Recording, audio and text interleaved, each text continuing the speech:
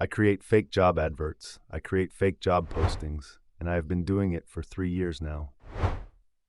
It sounds bad, and it is bad, but I have my own reasons for doing it. Basically, it's a way for me to meet people and just chat. Yes, we chat about the fake job, which they don't know about, and I enjoy the social interaction that I get throughout the day. Loneliness is the worst epidemic of our time.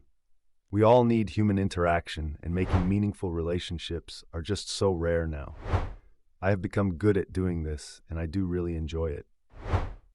Anyhow, I started another fake job posting for a website programmer. I gave the salary to be about £500,000.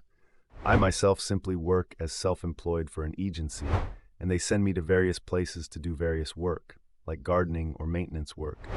Anyhow, I got loads of applications, and I chose one guy. This guy seemed like a nice dude, and I told him that the interview has 5 steps. Each of those steps will be conversational, and me getting to know what he is like. I asked him through generic questions like his qualifications and which university he went to. He told me about his past jobs, and then the interview got more conversational. He started telling me about his father, and how his father had invented something incredible. This invention could calculate how many people there were in the room. It didn't sound so impressive, but his father was working for a top technology company at the time. This guy told me how his father kept this invention, and one time this interviewee told me how he was playing around with his father's invention. He asked the computer about how people there were in the world. The computer replied by saying there are 50 billion people in the world. And that shocked this interviewer. Then his father clocked him and shouted at him for using it.